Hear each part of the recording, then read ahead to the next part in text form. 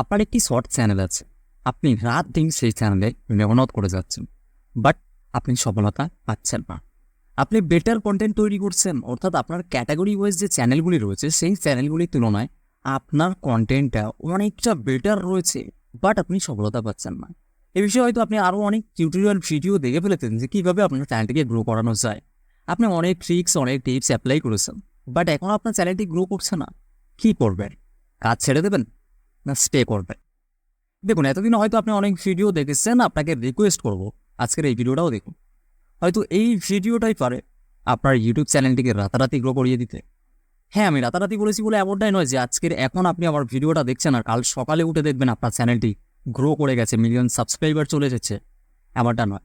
দেখুন, আপনি যদি জেনুইন কন্টেন্ট তৈরি করে থাকেন এবং এখনও পর্যন্ত আপনার চ্যানেলটি গ্রো করছে না, এমনটা যদি হয়ে থাকে, তাহলে তো আমি বলবো আপনার কোথাও না কোথাও সিস্টেম্যাটিক ভুল রয়েছে।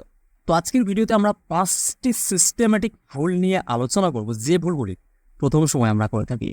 এমনকি এই ভুলটা আমি নিজেও করেছিলাম, যখন এই ভুলটা বুঝতে পেরেছি তখন থেকে কিন্তু আমার চ্যানেলটি গ্রো করা শুরু করেছে। তো আমার যে বন্ধুরা রয়েছেন প্রথম থেকে আমার চ্যানেলটিকে ফলো করছেন, তারা নিশ্চয়ই জানেন আগে আমার চ্যানেলটি কেমন ছিল এবং বর্তমানে আমার চ্যানেলটি কোথায় রয়েছে।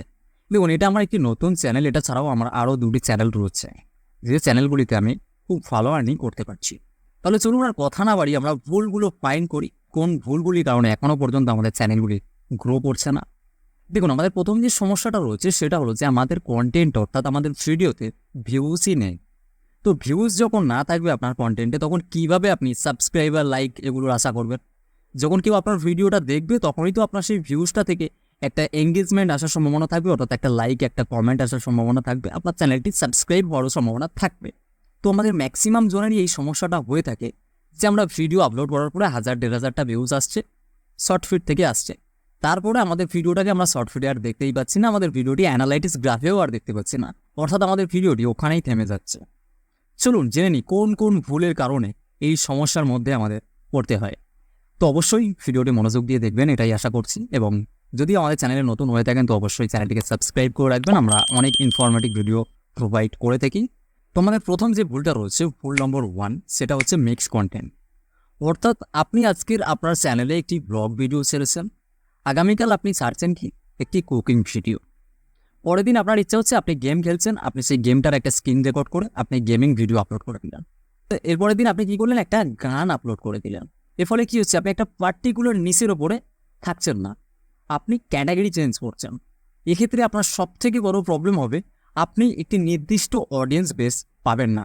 যারা আপনার গেম ভিডিও দেখতে ভালোবাসে তারা আপনার ব্লগ ভিডিও দেখবে না, যারা আপনার কুকিং ভিডিও দেখতে ভালোবাসে তারা আপনার ডান্স ভিডিও দেখবে না। এক্ষেত্রে কী হবে, আপনার অডিয়েন্স কিছুদিন আপনার চ্যানেলে থাকবে, তারপরে কিন্তু আস্তে আস্তে আপনার চ্যানেল ছেড়ে তারা বেরিয়ে যাবে। এক্ষেত্রে আপনার চ্যানেলটি একটা সময় ডেট পর্যন্ত হয়ে যেতে পারে। তো চলে আসি ভুল নম্বর 2তে, আপলোডিং টাইম। আপনি আজকে সন্ধ্যা 7টার সময় ভিডিও আপলোড করলেন, কালকে সকাল 7টার সময় আবার একটি ভিডিও আপলোড করলেন, আবার কি করলেন, আপনি কাল দুপুর 12টার সময় একটি ভিডিও আপলোড করলেন, তারপরের দিন আবার 8টার সময় আপলোড করলেন। এভাবে কি করছেন, আপনি একটা নির্দিষ্ট টাইমের ওপরে কন্টেন্টটি আপলোড করছেন না। এখানে একটা বিষয় আপনি ভাবুন, আপনি সারাদিনে ইউটিউবটা কতবার ইউজ করেন, কতবার আপনি ইউটিউব খোলেন, আপনি কোন সময়টাতে ইউটিউব বেশি বেশি করে ইউজ করেন? দেখুন, সবাই কিন্তু সারা দিন ইউটিউব খুলে বসে নেই, আর প্রথম কিন্তু আপনার চ্যানেলের যে অডিয়েন্স বেসটা থাকবে সেটা কিন্তু খুব কম সংখ্যক অডিয়েন্স নিয়েই থাকবে। অর্থাৎ আপনার অডিয়েন্সরা কোন সময় ইউটিউবে অ্যাক্টিভ থাকতে পারে এই সময়টা আগে আপনাকে নির্ধারণ করতে হবে এবং সেই সময় আপনাকে কন্টেন্ট আপলোড করতে হবে। এখন বিষয়টি হচ্ছে, আপনি কী করে বুঝবেন কোন সময় আপনার অডিয়েন্স অ্যাক্টিভ রয়েছে? এ ব্যাপারে তো আপনার কাছে কোনো নোটিফিকেশান আসে না, তাহলে আপনি কীভাবে বুঝবেন? আপনি কন্টেন্ট আপলোড করলে আপনার অডিয়েন্সের কাছে নোটিফিকেশান যায়, কিন্তু আপনার অডিয়েন্স ডেটা অন করলে আপনার কাছে নোটিফিকেশান আসে না যে আপনার অডিয়েন্স ডেটা অন করেছেন, আপনি এবার ভিডিও আপলোড করবেন। এমনটা তো হয় না। আপনি এখন বুঝুন বেশি সংখ্যক মানুষ কোন সময় বেশি টাইম ইউটিউব ইউজ করে থাকে। আপনি হয়তো বড় বড় ইউটিউবারদের ভিডিও থেকে এটা অবশ্যই জেনেছেন যে সন্ধ্যা 6টার পর থেকে রাত 10টা পর্যন্ত কিন্তু বেশি সংখ্যক ইউজার ইউটিউবে অ্যাক্টিভ থাকেন। তো আপনি যদি এই সময়টাকে টার্গেট করেন, আপনি ডেলি সন্ধ্যা 6টার সময় ভিডিও আপলোড করুন, সেটা ডেলি করুন, বা আপনি ডেলি 8টার সময় ভিডিও আপলোড করুন, রাত 8টার সময়, সেটা আপনি ডেলি করুন। এইরকমভাবে আপনাকে একটা নির্দিষ্ট টাইমিংয়ের মধ্যে ভিডিও আপলোড করে যেতে হবে। তাহলে কি হবে, কয়েকদিন যাওয়ার পর আপনার চ্যানেলটার মধ্যে আপনি আস্তে আস্তে একটা অডিয়েন্স বেস তৈরি করতে পারবেন। এবং যখনই আপনার কন্টেন্ট শক্তিশালী কন্টেন্ট হয়ে থাকবে, আপনার কন্টেন্ট আপনার অডিয়েন্সকে ধরে রাখতে পারবে, তখনই কিন্তু আপনি একটা শক্তিশালী অডিয়েন্স বেস পেয়ে যাবেন। তখনই আপনার চ্যানেলটিতে million million views, million million subscriber আসতে থাকবে এবং তার সাথে সাথে আপনি হাজার হাজার ডলার আর্নিং করতে থাকবেন। তো চলে আসি ভুল নম্বর 3-তে, ভয়েস ওভার। এই ভুলটা আমরা অধিকাংশ নতুন কন্টেন্ট ক্রিয়েটররা প্রথম সময় করে থাকি। আমরা আমাদের কন্টেন্টে যে ভয়েস ওভারটা দিয়ে থাকি, অর্থাৎ আপনি যে এখন আমার ভিডিওটা দেখছেন, আপনার ফুল অ্যাটেনশন রয়েছে কিন্তু আমার ভয়েসের উপর, আমার অডিওর উপর। আমি কি বলছি আপনাকে, আপনার অ্যাটেনশন রয়েছে কিন্তু আমার অডিওর উপর। অতএব আমার অডিওটাকে যদি আমি প্রফেশনালভাবে প্রোভাইড করতে না পারি, আমার অডিওটা অর্থাৎ আমার ভয়েসটা যদি আপনাকে অ্যাট্রাক্ট করতে না পারে, থোড়ি না আপনি আমার ভিডিওটা দেখবেন। আপনি যদি এখন দেখেন আমি বসে বসে ভুলভাল কথা বলছি এবং আমার কথাগুলোর মধ্যে একটা কাকের ডাক আসছে, কুকুরের ডাক আসছে, এই সবগুলো আসছে, আপনি থোড়ি না আমার ভিডিওটা দেখবেন।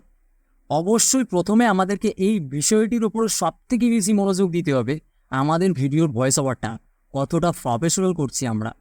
তো এই বিষয়ে অলরেডি আমার একটা ভিডিও রয়েছে, আমি আই বাটন এবং ডিসক্রিপশন বক্সের মধ্যে লিঙ্ক দিয়ে রাখছি। আপনি এই ভিডিওটা কন্টিনিউ করার পর অবশ্যই দেখে নিতে পারেন কীভাবে আপনি আপনার কন্টেন্টের জন্য ভয়েস এডিট করতে পারেন খুব সহজে আপনার মোবাইল ফোনটির মাধ্যমে।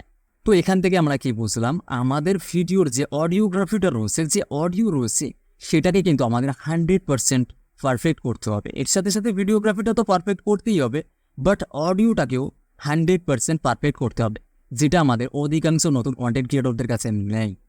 তো এরপরে চলে আসছে আমরা আজকের ভিডিওর ভুল নম্বর 4, অডিয়েন্স রিটেনশন।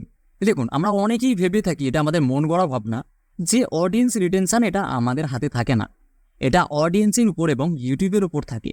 ইউটিউব আমাদের ভিডিওটাকে রেকমেন্ড করলে আমাদের ভিডিওতে এঙ্গেজমেন্ট আসতে থাকে, আমাদের ভিডিওতে অডিয়েন্স রিটেনশন আসতে থাকে। এটা কিন্তু আমাদের সম্পূর্ণ ভুল ধারণা। আপনি নিজে যতক্ষণ না আপনার ভিডিওর জন্য অডিয়েন্স রিটেনশন আনতে পারছেন, ততক্ষণ না পর্যন্ত কিন্তু আপনার ভিডিওতে অডিয়েন্স রিটেনশন আসবে না, আপনার ভিডিওতে ভিউজ আসবে না। এমনকি একটা সময় আপনার ভিডিওটির ইমপ্রেশন পর্যন্ত ইউটিউব ডাউন করে দেবে। কীভাবে আপনি আপনার কন্টেন্টে অডিয়েন্স রিটেনশন আনবেন? প্রথমে আপনার কন্টেন্টকে এমনভাবে ডিজাইন করতে হবে, যে ডিজাইনের মাধ্যমে আপনি আপনার অডিয়েন্সকে আপনার ভিডিওতে আটকে রাখতে পারেন। অবশ্যই আপনার কন্টেন্টের মধ্যে ইমোশনস, কনফিডেন্স এগুলো থাকতে হবে, তাহলেই আপনি খুব সহজেই অডিয়েন্স রিটেনশন গেইন করবেন। তো কীভাবে আপনার চ্যানেলে আপনি নিজেই অডিয়েন্স রিটেনশন আনবেন, এ বিষয়ে আমার একটা ভিডিও অলরেডি রয়েছে, আমি আই বাটন এবং ডেসক্রিপশন বক্সের মধ্যে লিঙ্ক দিয়ে রাখছি। আপনি অবশ্যই ভিডিওটি কন্টিনিউ করার পর দেখে নেবেন এবং সেম প্রসেসে আপনি কাজ করবেন। তারপরে আমাকে কমেন্ট করে জানাবেন আপনি সাকসেস হয়েছেন কিনা, আপনার কোনো পজিটিভ রেজাল্ট আপনি পেয়েছেন কিনা। তো চলে যাচ্ছি আমরা আজকের ভিডিও লাস্ট এবং ফাইনাল ভোলে, কনসিস্টেন্সি। দেখুন, প্রথম যখন আমরা কাজ শুরু করি আমাদের চ্যানেল ক্রিয়েট করার পর, আমরা সঠিক সময়ে ভিডিও আপলোড করতে পারি না। কনসিস্টেন্সি কীভাবে মেনটেন করব, এই কারণেই কিন্তু আমাদের চ্যানেলটি গ্রো করা থেকে বিরত থাকে। কনসিস্টেন্সি আসলে কী? তো আপনি কীভাবে কনসিস্টেন্সি মেনটেন করবেন? দেখুন, কনসিস্টেন্সি মেনটেন করার সবথেকে সহজ কৌশল হলো মাইন্ড সেট আপ। আপনাকে একটি স্ট্রং মাইন্ড সেট আপ করতে হবে। আপনাকে টার্গেট রাখতে হবে যে আপনি মাসে এই কটা ভিডিও আপলোড করবেন। আপনি আজকের একটি ভিডিও আপলোড করলেন, পরশু একটা ভিডিও আপলোড করলেন, তারপরে 10 দিন পরে গিয়ে একটা ভিডিও আপলোড করলেন, এইটা কিন্তু কনসিস্টেন্সি মেনটেন নয়। আপনি আজকের একটি ভিডিও আপলোড করলেন, এরপরে পরশু একটি ভিডিও আপলোড করলেন, তার একদিন পরে আবার একটি ভিডিও আপলোড করলেন, এইভাবে আপনি একদিন ছাড়া ছাড়া কন্টেন্ট আপলোড করলেন। এবং আপনি চাইলে সপ্তাহে একটি করে ভিডিও আপলোড করতে পারেন, আপনি সপ্তাহে একটি করে ভিডিও আপলোড করে যাবেন। এইভাবে আপনাকে কনসিস্টেন্সি মেনটেন করতে হবে। আপনি এই সপ্তাহে 4টে ভিডিও আপলোড করলেন, পরের সপ্তাহে গিয়ে একটি ভিডিও আপলোড করলেন, এভাবে কিন্তু আপনার চ্যানেলটি ডাউনই হতে থাকবে। তো এই কনসিস্টেন্সি একটি কন্টেন্ট ক্রিয়েটরের কাছে কতটা গুরুত্বপূর্ণ, এই বিষয়টি কি আপনি জানেন? যদি না জেনে থাকেন আপনি কমেন্টে জানাবেন। এই বিষয়ে ফেমাস টেক বাংলা খুব শীঘ্রই একটি ভিডিও নিয়ে আসবে। তো ফ্রেন্ডস, আজকের ভিডিওটি এখানেই শেষ করছি। ভিডিওটি আপনার কাছে কতটা হেল্পফুল হয়েছে অবশ্যই আপনার গুরুত্বপূর্ণ মতামতটি কমেন্ট সেকশানে জানাবেন। এবং এখনও পর্যন্ত যদি আপনি আমাদের এই ছোট্ট পরিবারে একজন সদস্য হয়ে না থাকেন, এখনই আমাদের চ্যানেলটি সাবস্ক্রাইব করে আমাদের এই ছোট্ট পরিবারে একজন সদস্য হয়ে যাবেন। এবং এই ভিডিওতে আপনার থেকে একটা লাইক আশা করব। আপনার এই একটা লাইক আমার পরের ভিডিওর জন্য অনেকটা মোটিভেট করতে পারে। Thank you.